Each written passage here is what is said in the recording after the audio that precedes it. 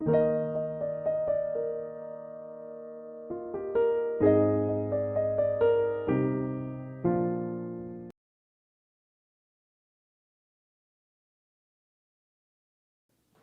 começamos a nova série de exposições no livro de Êxodo. Nós já temos toda uma série de exposições no livro de Gênesis. Se você quiser um feriado desse, um fim de semana, fazer uma maratona, vocês não fazem maratona de Netflix?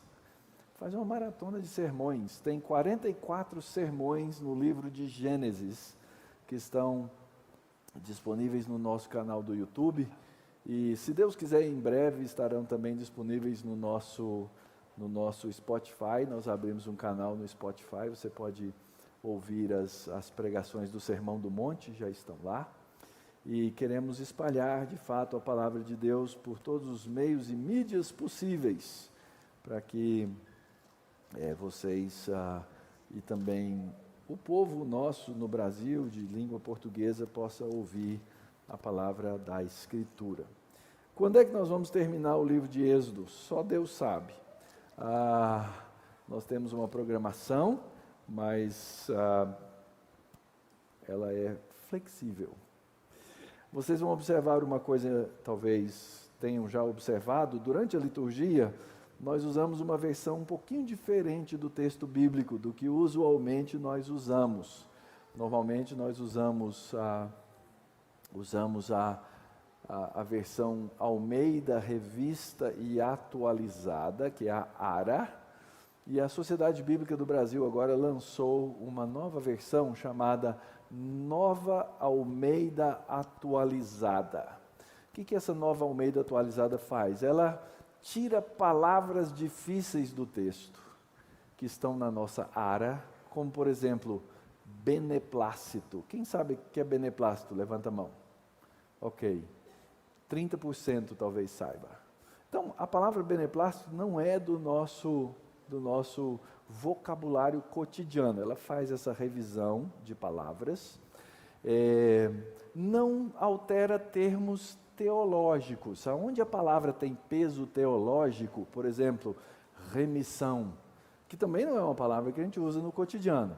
Redenção, não é uma palavra do cotidiano. Essas palavras que têm peso teológico, elas são todas mantidas no texto. Então, é uma versão que não nos rouba o peso teológico, e ela facilita em várias coisas a nossa leitura do texto. Então nós vamos nessa série usar essa versão até como um teste para ver se nós vamos nos adaptar bem ao texto dessa maneira. Então depois você pode adquirir, no final eu vou falar alguma coisinha sobre isso para vocês, tá bom? Muito bem, então vamos abrir nossas Bíblias no livro de Êxodo, ou você pode acompanhar na projeção. Nós vamos ler os primeiros 7 versículos, mas nós vamos meditar no capítulo inteiro de Êxodo 1. Diz assim a palavra do Senhor: são estes os nomes dos filhos de Israel que entraram com Jacó no Egito, cada um com a sua família: Rúben, Simeão, Levi, Judá, Issacar, Zebulon e Benjamim, Dan, Naphtali, Gade e Aser. Todos os descendentes diretos de Jacó foram 70. Porém, José, já estava no Egito. Com o tempo morreram José e todos os seus irmãos e toda aquela geração.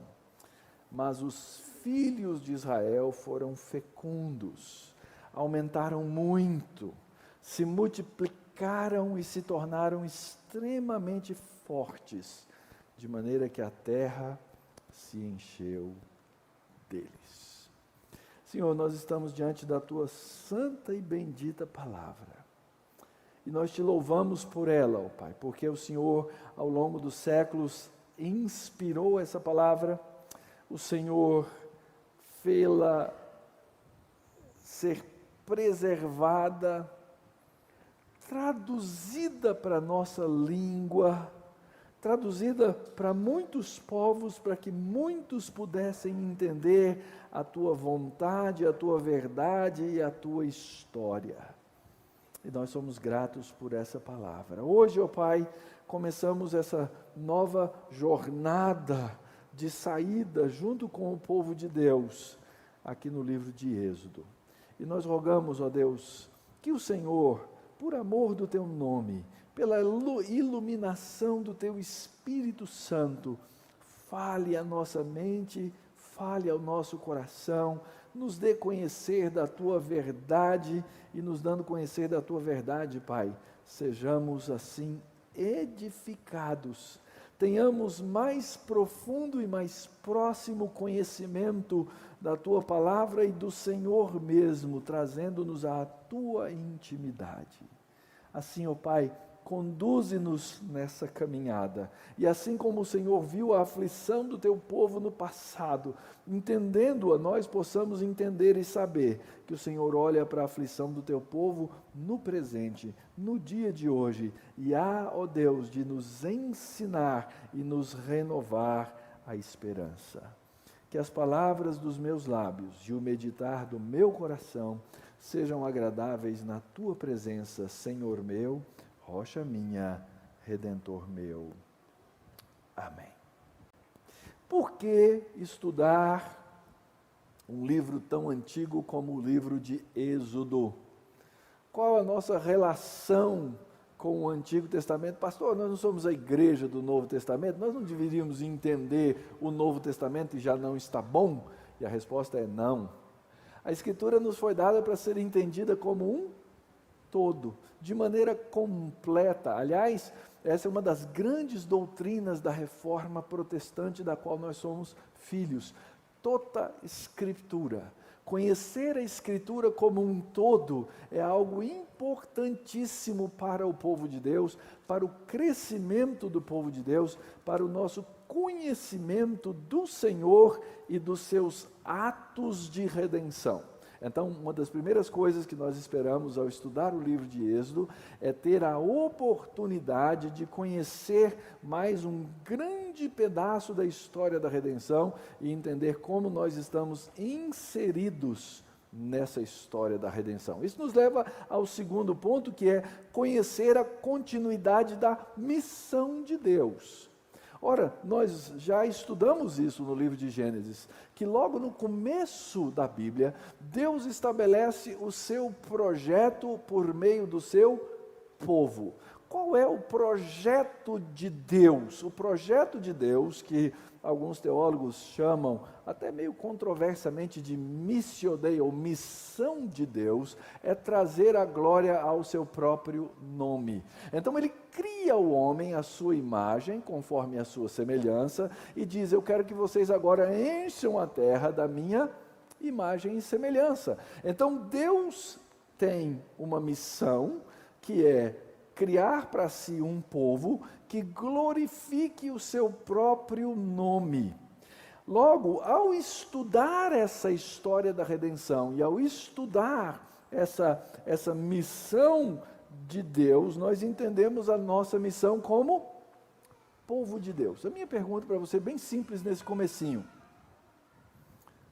qual a sua missão no mundo, querido? Ficar rico? Acho que aqui nós já estamos perdendo. Qual a sua missão? Ser feliz? Qual a sua missão? Quando você entender que a sua missão está inserida na missão de Deus, que é trazer glória ao nome de Deus, você se encaixa na missão de Deus. Você fala assim: agora eu sei para que eu estou nesse mundo. Eu sei para que eu existo, eu tenho um sentido, eu tenho um significado, e eu sirvo a Deus servindo ao próximo, eu amo a Deus para aprender a amar o próximo, eu falo dessa palavra de Deus para que eles entendam, para que outros conheçam a verdade de Deus e amem a Deus, e aonde isso acontecer, o nome de Deus será glorificado. Para que nós levamos o Evangelho até os confins da terra? Nós levamos o Evangelho até os confins da terra, para que lá nos confins da terra haja adoradores, haja também aqueles que adorem o nome de Deus, e adorando o nome de Deus, glorifiquem o nome de Deus. Eu sou parte da missão de Deus. Essa é a missão do povo de Deus. Eu fico impressionado de ver aqui um auditório de gente entregue nas mãos do Senhor, entregue ao amor de Jesus Cristo, disposto de gastar seu tempo, sua energia, seus bens, seu dinheiro, todas as coisas, para fazer essa glória de Deus progredir. Tem gente que acha que isso é função do pastor. Não. Isso é função da igreja, isso é função do povo de Deus. E entender o nosso papel faz com que, vendo essa vontade de Deus prometida e realizada ao longo da história, o nome de Deus seja glorificado. Então, se alguém perguntar para você, por que você é crente? A resposta primária é, eu sou crente para glorificar o nome de Deus. Como você glorifica o nome de Deus? Entendendo a verdade de Deus, entendendo a história de Deus e entendendo o meu papel na história de Deus. E por isso eu glorifico o nome do meu Senhor. Quem, onde e quando? Ora, o livro de Gênesis, ou o livro de Êxodo, é uma continuação, nós vamos ver isso daqui a pouquinho, do livro de Gênesis. O autor principal desse livro é o próprio Moisés, reconhecido pela Escritura toda como aquele que dá autoridade ao livro de Êxodo. Se você roubar a autoria de Moisés do livro de Êxodo, você rouba o sentido do livro de Êxodo. E eu estou dizendo isso porque existem teólogos, existem teologias, e existem até supostos pastores que vão dizer que o livro de Êxodo não é de autoria mosaica. Isso é uma grande bobagem dos movimentos teológicos que existem por aí. Então, Moisés é aquele que agora vai contar e narrar, assim como ele contou e narrou a história do livro de Gênesis, a história e o progresso da história dos filhos de Abraão. É por isso que o texto começa dizendo, estes são os nomes dos filhos de Israel. Israel é quem? Jacó. Jacó é filho de quem? Gente, isso aí tem que estar na ponta da língua, vai? Nós já estudamos Gênesis, senão vou obrigar vocês a fazer a maratona. Certo? Jacó é filho de Isaac, Isaac é filho de Abraão. Abraão é descendente de Sem. Sem é filho de Noé, e Noé é um daqueles descendentes de Adão, que vem nessa linhagem da semente santa. Gente, vamos estudar mais. Eu estou vendo muitos rostos perplexos aqui. Isso é conhecimento nível 001. Essas são coisas da Bíblia que nós temos que saber. Sabe como é que você aprende? Ouvindo a palavra, estudando a palavra, lendo a palavra, fazendo cursos e lendo boa literatura. É a primeira bronca pastoral do sermão hoje. Nós precisamos ser um povo que conhece bem a palavra de Deus. Nossas professoras estão lá na sala lidando com seus filhos. Se você não estiver paralelamente ensinando os seus filhos essa mesma palavra, essa mesma escritura na sua casa, nós vamos ter uma outra geração que não terá conhecimento básico da escritura. E sem o conhecimento básico da escritura, a gente não cresce. Então eu tenho aqui a história narrada por Moisés a respeito dos filhos de Abraão, que são os filhos de Israel, que são os filhos de Jacó, que são os filhos de Isaac, e eles estão no Egito. Por que eles estão no Egito? Grande e boa pergunta. Eles estão no Egito porque houve uma grande fome, e aí Deus havia promovido um dos filhos de Jacó, chamado José, a uma função incrível importantíssima no Egito. Foi graça de Deus que conduziu José, rejeitado pelos seus irmãos, vendido para a escravidão, ao posto de chefe abaixo de Faraó, que é o rei do Egito, o título dele é Faraó. Ele foi o cara. E, na verdade, o que Deus fez através de José foi salvar o Egito. Não fosse José, o Egito teria caído com aquela fome na bancarrota como os outros povos. Lembram da história?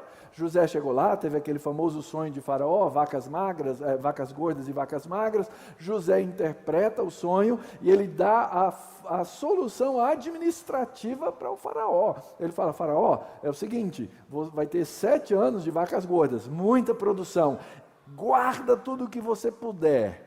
Depois vai ter 7 anos de vacas magras, o povo vai morrer de fome. Quem é que vai ter o dinheiro? Quem é que vai ter o cereal? O Senhor. Então, quando eles vierem, o Senhor vende a eles o cereal. E aconteceu o quê? O Egito tornou-se uma grande potência, porque foi comprando as terras, porque chegou num ponto que chegava assim: olha, não tem mais gado, não tem mais dinheiro, é o seguinte, a gente entrega a terra da gente e você nos dá comida. Faraó, legal. Até o ponto deles chegarem a dizer: nós entregamos a nossa vida para vocês, porque se o Senhor não nos der comida, nós vamos morrer. E o Egito tornou-se, por meio de José, uma grande potência mundial. Os anos vão passando, o tempo vai passando, os filhos de Abraão, Isaque e Jacó, que são nominados aqui no primeiro capítulo, eles morrem. José morre, na história da Bíblia, com várias, ou com uma grande exceção, e algumas poucas subexceções, todo mundo morre. Teve alguns que foram levados ao Senhor, sem a morte, mas todo mundo morre. José morreu, os filhos morreram e os descendentes ficaram. Mas, com isso, os egípcios também morreram. E o texto vai nos dizer que entrou um novo rei, um novo faraó, e esse novo faraó do Egito não sabia, não tinha noção de quem era esse José, que havia levado o Egito a uma grande prosperidade, e nem os seus descendentes. Aliás, há uma controvérsia quanto à datação do livro de Êxodo. Então, se você for estudar, você vai ver que a saída do Êxodo é datada pelos teólogos, historiadores e arqueólogos entre o ano 1450 até 1250. A gente não tem certeza absoluta. A melhor evidência que a gente tem é que talvez tenha sido essa data mais antiga, 1450 a.C., tenha sido essa data, mas a gente não tem percepção exata. Mas o fato é que esse povo, ele ficou 430 anos. Então, morreram os primeiros descendentes, vieram as novas gerações e morreram os egípcios também, que conheceram aquele passado. E provavelmente o que está acontecendo aqui é que um outro povo dominou os egípcios. E esse novo povo que dominou os egípcios não tinha ideia dessa história anterior. Então, o nosso texto vai começar dizendo assim, logo no verso 5, todos os descendentes diretos de Jacó foram 70, José, porém, já estava no Egito, e com o tempo morreram José, todos os seus irmãos e toda aquela geração, assim como no próximo bloco vai dizer assim, e morreu também o faraó, implicitamente. Ou seja, veio um novo faraó que não conhecia aquela história anterior. Então, a história do livro de Êxodo é a respeito da saída do povo de Deus, do cativeiro no Egito, que durou 450 anos, daí o nome do livro, que vem da versão grega da Bíblia do Antigo Testamento, é Êxodo, certo? Que é o livro da saída. E esse livro nos conta uma grande história de redenção. Na verdade, esse livro vai se tornar o modelo da redenção que vai acontecer com o povo de Deus ao longo de toda a história e que acontece conosco. Um povo que foi libertado de uma escravidão e que foi colocado num novo reino para a glória de Deus. Então, Moisés, os filhos ou os descendentes de Abraão, eles foram para lá. A gente atribui isso à fome, mas eles foram para lá porque Deus mandou. Não existe nenhum cativeiro na história do povo de Deus que não tenha sido ordenado por Deus. O cativeiro da Babilônia foi assim, o cativeiro no Egito foi assim. Aliás, tem textos aí que vão dizer que esse cativeiro aconteceu porque Deus já havia, inclusive, colocado exatamente isso quando ele fez as suas promessas a Abraão. A tua descendência será numerosa e a tua descendência será escrava. E permanecerá no Egito várias gerações. Então, situação, o povo de Deus, escravo no Egito, depois de várias gerações em que o povo de Deus ali chegou a prosperar, mas agora nós vamos ver que a história muda drasticamente. Mas o ponto fundamental é que há uma continuidade de um povo. E se você observar ali na projeção, eu coloquei, e estes são os nomes. Todas as nossas traduções começam dizendo assim, são estes os nomes dos filhos de Israel. Mas esse colchete aí é importantíssimo, porque na língua hebraica, o texto traz essa conjunção aí, exatamente dizendo que há uma continuidade. E estes são os filhos, ou seja, você tem que ler o livro anterior para entender esse. Se você não ler o livro anterior, você não vai entender de quem ou de onde vieram estes filhos de Israel que entraram com Jacó no Egito. Essa história está narrada em Gênesis, e cada um com a sua família. Família, mas e daí? Você começa a ler o livro no meio? Não. Aqui tem os nomes de cada um deles, tem o número, todos os descendentes diretos de Jacó, foram 70, no Novo Testamento, o autor do livro de Atos fala em 75, e é fácil fazer essa continha, por que ele fala em 75? Depois, no Perguntas e Respostas, a gente pode discutir a respeito disso, mas o fato é que esses descendentes diretos de Jacó, que eram esses 70 ou 75, entraram na terra, e aí nós já lemos que houve uma nova geração que agora continua. Então esse é o primeiro ponto que nós temos que entender no livro de Êxodo. O livro de Êxodo é uma continuidade de um povo. A história desse povo já está narrada no livro de Gênesis, e o autor do livro de Êxodo, que obviamente é o mesmo do livro de Gênesis, faz questão de repetir. Se você abrir sua Bíblia lá em Gênesis, no capítulo 46, ele repete exatamente essa expressãozinha ali, são os nomes dos filhos de Israel. Se você for lá em Êxodo, em Gênesis 46, exatamente, por que ele repete a expressão exata? Para chamar a atenção do leitor de que essa é uma história de continuidade. A segunda coisa importante de entender é que ele faz questão de colocar os nomes dos filhos de Israel. E se você olhar para trás no livro de Gênesis, você vai ver que essa lista de nomes, ela é repetida algumas vezes no livro de Gênesis. E de maneira muito específica, ela é repetida nos capítulos finais do livro de Gênesis, a partir do capítulo 48 e 49, onde é feita uma profecia a respeito de cada um desses filhos. Então essas profecias que são feitas no capítulo 48 e 49 do livro de Gênesis, elas são agora, começam a ser executadas, elas começam a acontecer no livro de Êxodo. Então você, vendo as profecias no livro de Gênesis, você vai entender parte da história que está acontecendo aqui no livro de Êxodo. Maratona de Gênesis, gente. Estou incentivando aqui. Está lá no nosso canal do YouTube para você assistir. Então, o que acontece? Os nomes aqui têm significados, estão relacionados a essas profecias, e aqui então agora começa a se cumprir a promessa de Deus.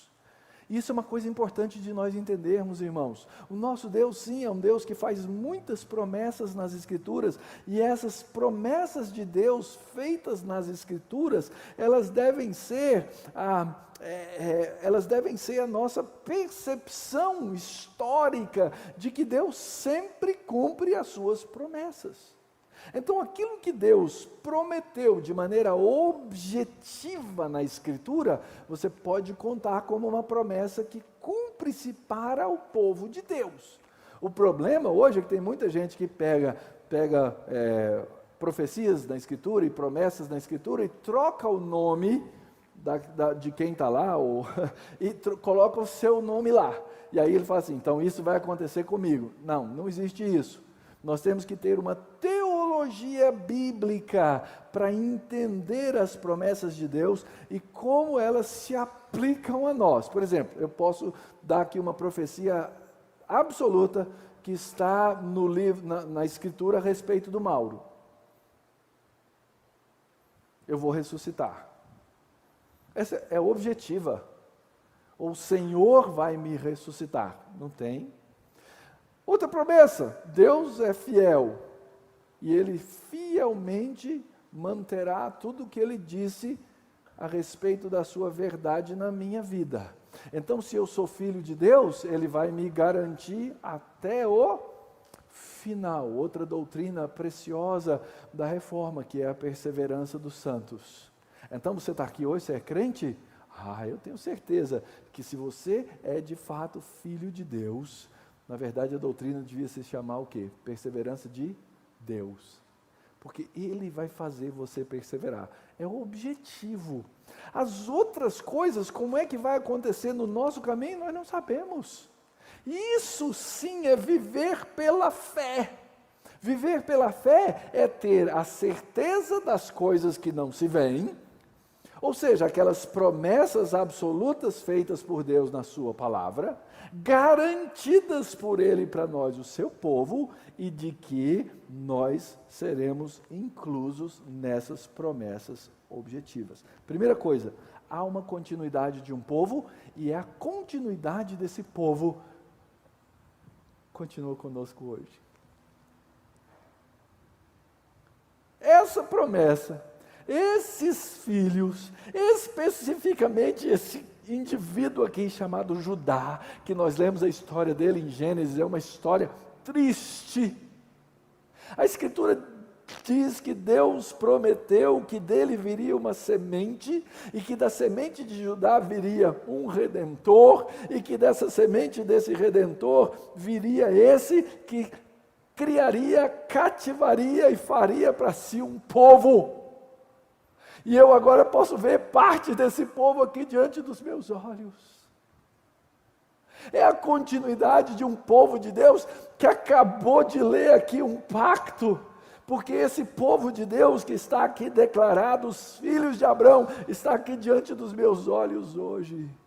Você pode dizer assim, mas pastor, não tenho nem um sanguinho judeu, não tem problema. A Escritura explica com clareza que essa é uma descendência espiritual. Que essa descendência de Abraão é uma descendência daqueles que creem como Abraão. E vocês lembram como creu Abraão? A Escritura diz que Abraão creu na promessa de Deus, e a promessa na qual ele creu, aquilo lhe foi imputado para a sua justificação. Abraão foi justificado pela fé.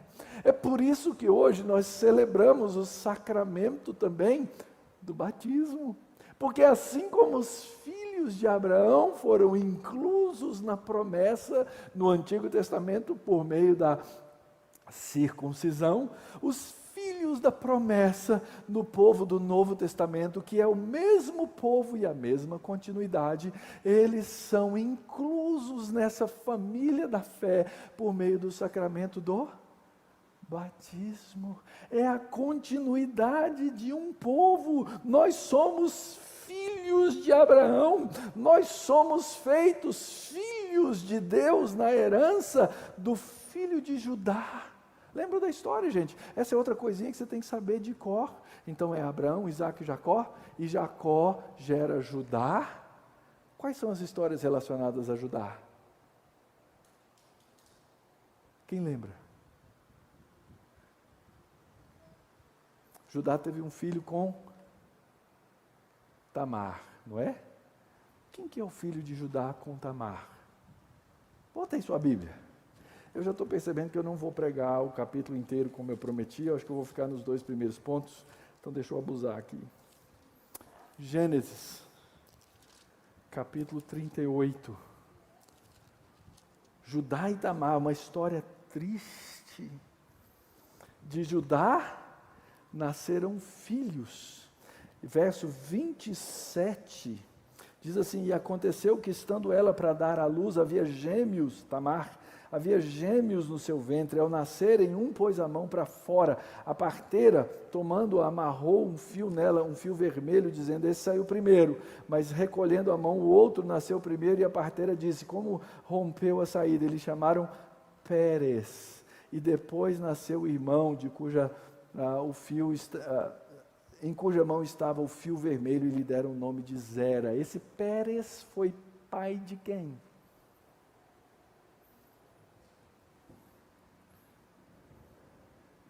Ele é um ascendente de Boaz. E Boaz casou-se com Ruth. E Ruth deu à luz a quem? Me ajuda aí, gente, eu não sei tudo de cor, vocês têm que me ajudar. Hã? Lição de casa. Hoje à tarde, você vai abrir em Mateus capítulo 1 e Lucas capítulo 3. E você vai ler essa história da genealogia de Jesus Cristo. De Boaz veio Davi, e de Davi vem Jesus Cristo. Nós precisamos entender essa linhagem da promessa. E é vindo de Jesus Cristo é que nós temos essa continuidade de um povo, e esse povo está aqui hoje diante dos meus olhos. E hoje é o dia que eu dou graças a Deus, porque eu sou parte desse povo. Eu sou parte dessa família que ao longo dos séculos Deus teceu na história para ser sal da terra, para ser luz do mundo. Está entendendo a sua missão agora? Você foi chamado para ser a continuidade de um povo que está ilustrado na história de Abraão, Isaque, Jacó, desse povo que sofre no Egito e que se estende hoje. Você tem uma missão na continuidade do povo de Deus. Por quê? Porque é uma continuidade da aliança. Olha só como é que continua o nosso texto. Mas, toda a história da Bíblia tem um mas. O texto disse anteriormente, morreram, aquela geração toda morreu, mas os filhos de Israel foram fecundos, aumentaram muito, se multiplicaram e se tornaram extremamente fortes, de maneira que a terra se encheu deles. Mas, então, até agora, eu conduzi vocês de volta, o texto nos conduziu de volta para a história de quem? De Abraão. Mas esse versículo aqui nos leva de volta à história de quem?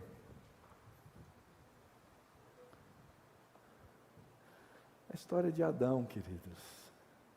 O autor fez questão de usar as mesmas palavras. Deus os abençoou, Gênesis 1, 27 e 28. Deus os abençoou, a bênção de Deus sobre o seu povo, o povo da aliança, e disse, sede fecundos, multiplicai-vos, enchei a terra. O que aconteceu durante 430 anos no Egito foi o cumprimento da promessa de Deus em Gênesis capítulo 1.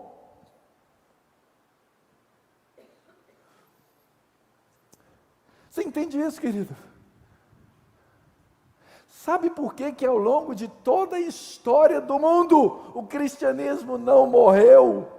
O cristianismo nunca morreu, porque Deus fez uma promessa ao seu povo de fecundidade, multiplicação e para encher a terra. E Ele não vai encerrar essa história enquanto o seu povo não cumprir esse papel, que é uma missão dele.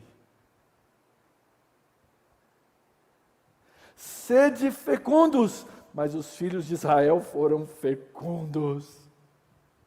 E multiplicai-vos, e se multiplicaram. Enchei a terra, de maneira que a terra se encheu deles. Percebem a fidelidade da promessa de Deus? É por isso que a igreja não morre. É por isso que a igreja não acaba.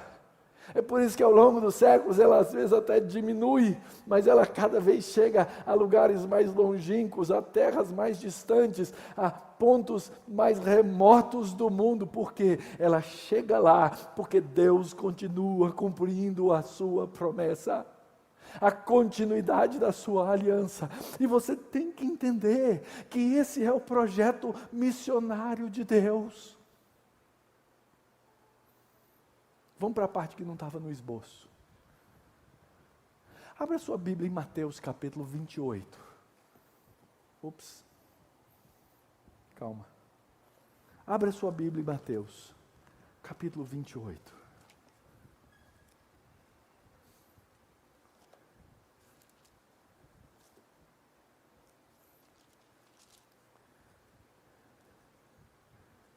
Verso 16. Interessante. Quantos filhos entraram na terra? 12, né? Deus continua a sua história com 12. Aqui nesse ponto 11, olha só, os 11 discípulos. Por que são 11? Porque um tinha caído fora. O que Deus vai fazer para restaurar os 12? Vai chamar mais um. Os 11 discípulos partiram para Galiléia, para o monte que Jesus lhes havia designado. E quando viram Jesus, a primeira coisa que eles fazem, eles o adoram. Mas alguns duvidaram. E Jesus, aproximando-se, falou-lhes, dizendo: toda a autoridade me foi dada no céu e na terra.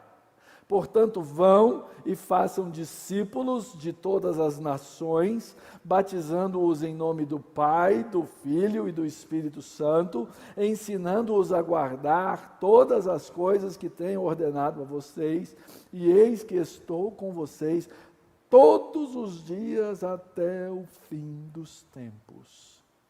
Quando é que Jesus vai voltar? Quando essa ordem dele tiver sido cumprida pelo povo de Deus, de irmos a todos os lugares, fazendo discípulo de todas as nações, aplicando devidamente os sacramentos, batizando-os em nome do Pai, do Filho e do Espírito Santo, e ensinando-os a guardar as coisas que foram ordenadas. É a continuidade dessa aliança que se faz por meio do povo de Deus, em primeiro lugar, quando o povo de Deus procria. Procriação continua sendo parte do plano e do projeto de Deus. Mas não só procriamos, nós fazemos o quê? Nós pregamos, nós criamos filhos na fé. E nós, quando temos filhos, os nossos filhos criam filhos na fé. E a missão que foi dada lá atrás, essa continuidade da aliança de Deus, ela permanece. Ela nos é entregue, ela nos é dada para que nós tenhamos a missão, a função, a orientação, a ordenação de Deus. de levar essa palavra até os confins da terra. Que coisa maravilhosa o projeto de Deus, irmãos. Que coisa tremenda saber que nós, esse povo, gente indigna, nós somos indignos. Gente pecadora, como nós somos. Gente que luta contra a escravidão do pecado, como nós lutamos. Nós somos parte do povo de Deus. E nós estamos aqui, em 2019, como parte da história da redenção de Deus, para levar esse evangelho até os confins da terra. Todo livro na Bíblia fala de missão. Todo livro na Bíblia fala de continuidade de um povo e de uma aliança. E o que vai acontecer, queridos, e é o restante do nosso capítulo, que nós não vamos ver hoje. Eu já desisti, senão a gente vai sair daqui às 15h30. Preciso ser sensível ao povo de Deus. O que nós vamos ver é que isso vai gerar contra o povo de Deus perseguição.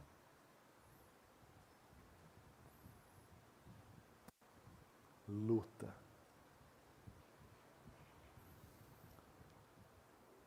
Cativeiro. E ao mesmo tempo, vitória. Libertação. E esperança.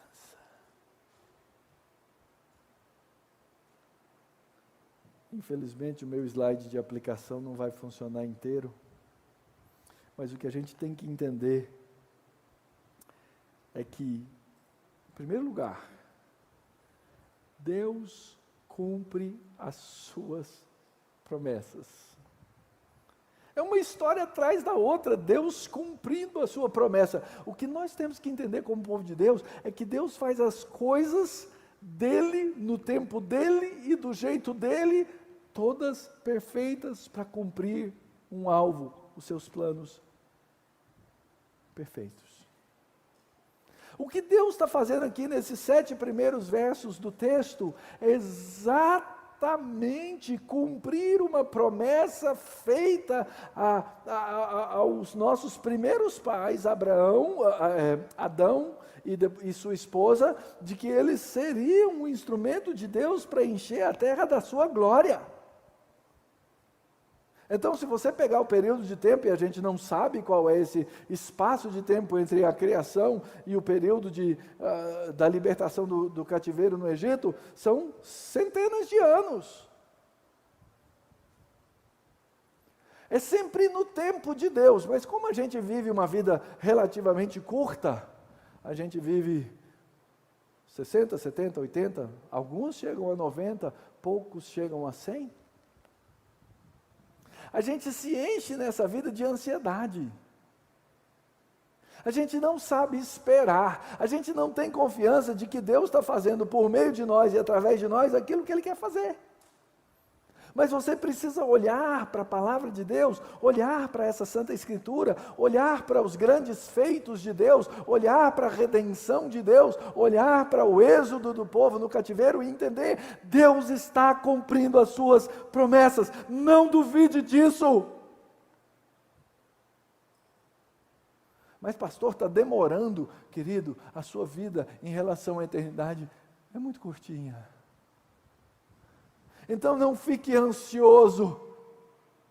Deus vai glorificar o nome dEle por meio da sua vida. Seja na perseguição, seja na dor, seja em qualquer situação, a glória do nome de Deus será trazida a Ele. Não duvide. Entre o tempo em que Deus prometeu a Abraão um filho, e ele tivesse esse filho, quantos anos foram? Maratona de Gênesis. 25 anos. O que aconteceu com Abraão?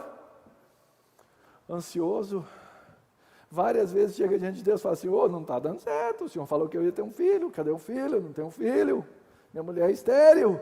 Ele fala assim, Abraão, eu prometi, se eu prometi, eu vou cumprir. Eu sei que Deus não faz promessas mais como fez diretamente a Abraão. E se você me disser que Deus chegou e soprou no seu ouvido uma promessa XYZ, eu vou duvidar de você. Mas Ele faz promessas por meio da sua palavra. Ele faz promessas na Escritura. Cabe a nós cumprir a nossa vocação, viver a nossa vida, que sejam 25 anos ou que sejam 430. Que você não vai viver para ver. Mas Deus vai continuar a sua história. Deixa eu te dar um interlúdio, um parênteses aqui do futuro. Lá no futuro, quando você e eu já tivermos morrido. Eu não sei como é que Deus faz, isso aqui é heresia pastoral, tá? Nós vamos poder olhar lá de cima, nessa participação nossa da igreja vitoriosa de Cristo, e continuar a ver a história que Deus continuou fazendo ao longo do tempo. E os frutos que Deus criou através da sua vida. A luz que Ele trouxe para pessoas através da sua história, da sua existência. Através do bem que você pode fazer hoje, através do amor que você pode dar ao seu irmão, através de um lar seguro que você pode dar aos seus filhos, através de relacionamentos sadios dentro da igreja, através de atos de bondade e misericórdia que você pode fazer para um desconhecido na rua, através da sua pregação direta e objetiva da palavra, através, quem sabe, de compartilhar alguma coisa que você ouviu, através da decisão que você pode tomar de dizer assim, hoje eu quero glorificar o nome de Deus e eu vou levantar para isso.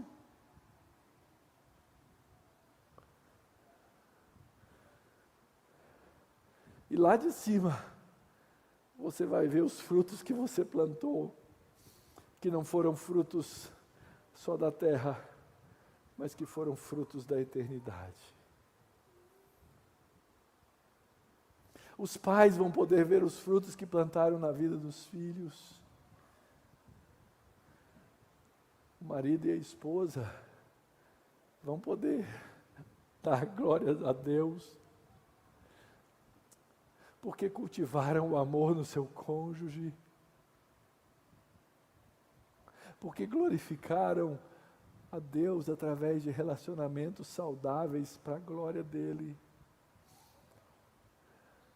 porque foram num domingo à igreja para abençoar um irmão, quem sabe não é esse dia, porque resolveram, debaixo da graça, que iam abençoar e cumprir a missão de Deus.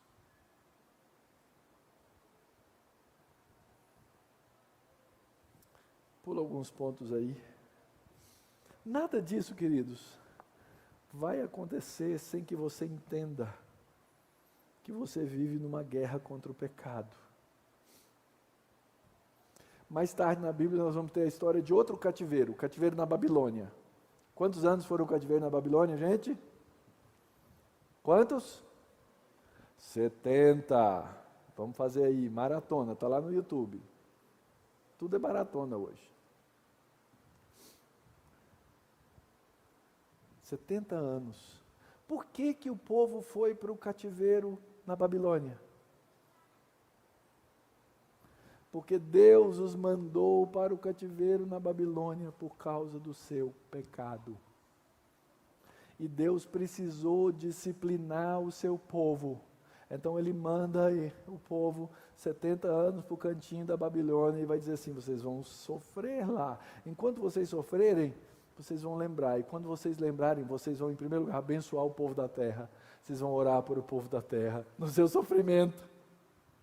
Isso nos ensina mais uma coisa. Nós vivemos numa luta contra o pecado. O pecado que está ao nosso redor, sim, mas o pecado que está dentro de nós.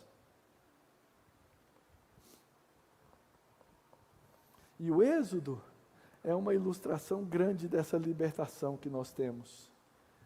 Não só do pecado que nos oprime de fora, mas do pecado que nos oprime de dentro. A última lição, a redenção vai continuar. E por toda a Bíblia, nós temos a evidência da continuidade da redenção de Cristo sobre nós. Como indivíduos, e como sua igreja, como povo que somos. Essa redenção continua. E é no meio dessa comunidade, irmãos, que o Senhor vai nos fortalecer como indivíduos e como povo, até o dia da sua volta.